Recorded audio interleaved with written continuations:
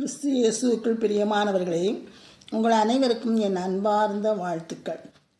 ஜூலை மாதம் 22ஆம் தேதி நாம் சிந்திக்கும் ஜீவ வசனம் 107ஆம் சங்கீதம் 28ஆம் வசனம்.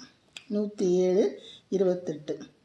அப்பொழுது தங்கள் ஆபத்திலே அவர்கள் கர்த்தரை நோக்கி கூப்பிடுகிறார்கள். அவர்கள் இக்கட்டுகளுக்கு அவர்களை நீங்களாக்கி விடுவிக்கிறார். ஆபத்து காலத்தில் என்னை நோக்கி கூப்பிடு, நான் உன்னை விடுவிப்பேன் என்று வாக்குத்தத்தம் நமக்கு கொடுத்திருக்கிறார். ஆபத்து காலத்தில் நமக்கு அவர் ஆதரவாளர், அனுகூலமானவர், துணையுமானவர். ஆபத்து நேரத்தில் கர்த்தரை தேடுகிறவர்களுக்கு இறங்குகிறவர் என்றெல்லாம் நாம் கர்த்தரை புகழ்ந்து பாடப்படுகிறது நாம் இந்த சங்கீதங்களில் பார்க்கலாம். இப்படியாக ஆபத்து காலத்தில் கூப்பிட்டவர்களை விடுவித்தது எப்படி என்பதும் அதனுடைய அதிசயங்களையும் நாம் இப்பொழுது நம்முடைய வேதாகமத்தில் காணப்படக்கூடிய சில சான்றுகள் மூலமாக காணலாம். கப்பலில் தூங்கிட்டு இருந்த யோனா மீனின் வயிற்றில் இருக்கும்போது தனது தவற்றை உணர்ந்து மன்னிப்பு கேட்டு ஜெபம் பண்ணினான். கர்த்தர் உடனே அந்த மீனுக்கு கட்டளையிட்டு அவனை கக்கும்படி செய்தார். அதே போல் கர்த்தர் மனாசே 2 வெண்கல சங்கிலிகளினால் கட்டப்பட்டு பாபிலோனுக்கு கொண்டு போகப்படும் பொழுது அவன் நெருக்கப்படுகையில் கர்த்தரை நோக்கி கெஞ்சி தன்னை மிகவும் தாழ்த்தி விண்ணப்பம் பண்ணும் பொழுது கர்த்தர் அவன் கெஞ்சுதலுக்கு இறங்கி அவன் ஜெபத்தை கேட்டு அவனை திரும்ப எருசலேமில் உள்ள தன்னுடைய ராஜ்யத்துக்கு வரப்பண்ணினான். கெட்ட குமாரன் தன் பங்கை தகப்பனிடமிருந்து பெற்றுக்கொண்டு மனம்போன போக்கில் வாழ்ந்து பன்றி தின்ற தவிடு கூட கிடையாத போது அவன் புத்தி தெளிந்து மனம் திரும்பி தன் தகப்பனிடம் வந்து மன்னிப்பு கேட்டான்.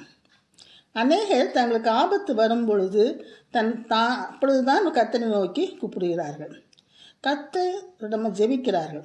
இந்த நிலையில் கர்த்தர் அவர்கள் ஜெபங்களை கேட்டு விடுவிக்கிறார். நாமும் கூட ஆபத்து காலத்தில் நம்ம கர்த்தரை நோக்கி கூப்பிடும் பொழுது நம்முடைய இக்கட்டுகளிலிருந்து நமக்கு நீங்களாக்கி நம்ம விடுவிக்கிறார்.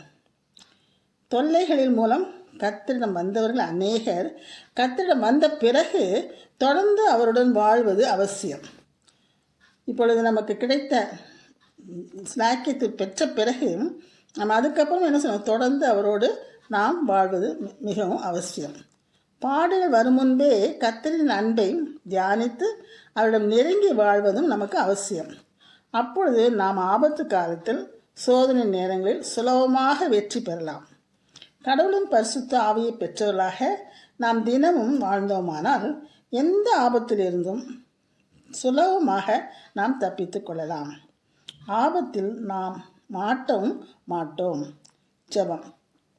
ஆம் கர்த்தாவே, நாங்கள் எப்பொழுதும் உம்முடன் அந்யோன்ய ஐக்கியத்தில் வாழ்ந்து கொண்டிருந்தால் எங்கள் ஆபத்து காலத்தில் நாங்கள் மேற்கொள்ள முடியும் ராஜா.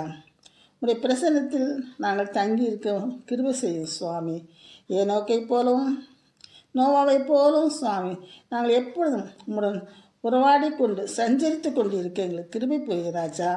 நீர் அப்படியாக எங்களுக்கு செய்யும் பொழுது நாங்கள் உம்முடனே கூட நெருங்கி வாழும் பொழுது ராஜா, எந்த ஆபத்துகள் வந்தாலும் எங்களை நீர் விடுவிக்க வல்லவராய் இருக்கிறீர் என்பதை நாங்கள் அறிந்து உமக்கு நாங்கள் நன்றி செலுத்துகிறோம் சுவாமி. அப்படிப்பட்ட வாய்ப்புகளை எங்களுக்கு நீர் தர வேண்டுமாய் நாங்கள் கெஞ்சுகிறோம் சுவாமி. ஆமேன்.